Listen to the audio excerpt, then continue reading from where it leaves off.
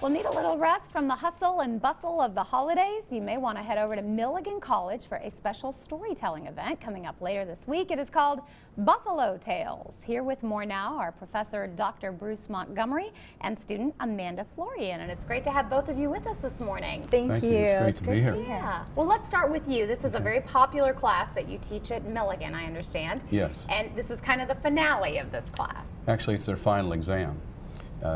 I decided I needed to have something to cause them to have pressure to really have to perform. And it's a performance-based class. So the first time I did this 8 years ago, two students turned pale on me and one almost threw up when I told them about it. But Really? when she took the class, she knew it was coming. I knew it was coming. I was So prepared. you were bracing Yes. She was semester ready for it. Yes. Well, and what a great opportunity to really show them what it's like up there live on stage, because it's totally different. It is. Yeah, and so you are one of them that's going to be sharing some stories with us later this week. Yes, I am. I'm very excited. I have two stories to share. I have one children's story and then kind of a personal story to share. So I'm really looking forward to it.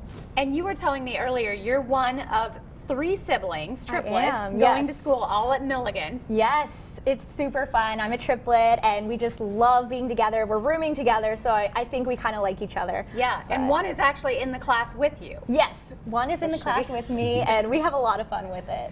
So is she going to turn pale or throw up before, Oh, or do you no. think she's good too? She's good. She's a pro at this. She's going to make it. And of course, you're no stranger to WJHL. I understand you were interning in the news department. Yes, I was. It was an incredible experience, just absolutely life-changing, so I loved it. And storytelling is something you want to do long-term as a journalist. Definitely. I think storytelling and journalism can really go hand in hand, especially when you're out there, you're talking to people and you're sharing stories and you're just really, that's what you're doing, storytelling. And of course, storytelling, a very large career here in this area, but really can be used in any profession. Exactly.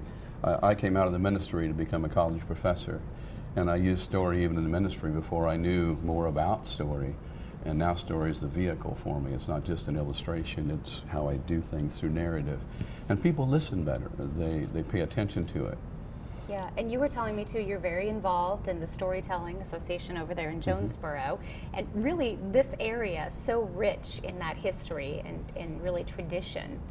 Right, the Jonesboro Storytellers Guild tells every Tuesday night in the center there in Jonesboro.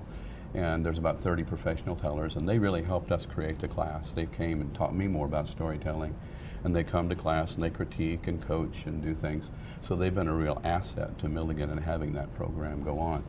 And it's an exciting program. We have Bible majors, theater majors, communication majors, teachers, all kinds of majors take the class. Yeah, you said it's one of the most popular classes, fills up very quickly. Mm-hmm.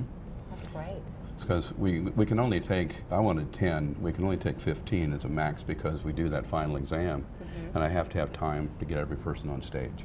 So we do 2 performances, one at 4 and one at 7, and both of them are different. So tell me about some of the types of stories that we're going to hear during Buffalo Tales. Well, she told you already, we're going to have 4 children's stories because our audience brings children with them.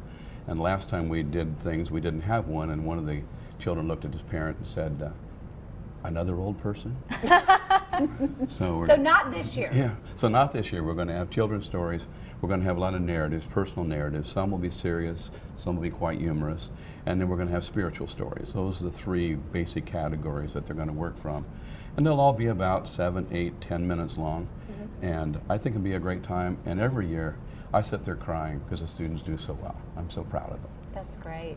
And Amanda, no pressure. You've got 2 stories that you're sharing. I am, And yes. of course you said one is for children. Yes. And tell us a little bit about the personal story that you chose. The personal story kind of goes back to my grandmother in Puerto Rico. So I am half Puerto Rican. And so my abuela, she's just been a really big inspiration. And she's lively and vivid and fun. And I think that's where I get a lot of my openness and liveliness from her.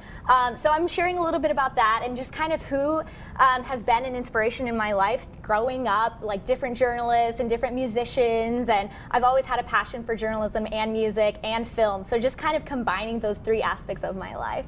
Well, I'd love to listen to her right now. I can't wait to hear you up on stage. Thank Well, you. certainly a wonderful opportunity. Thank you both so much for joining us. We'll give all of our viewers the information if you would like to take part. It is the 8th annual Buffalo Tales. It is coming up Thursday, and as he mentioned, there are 2 performances. One is at 4 and one is at 7, both taking place at the Gregory Center on the Milligan College campus. For more information, you can check out the website.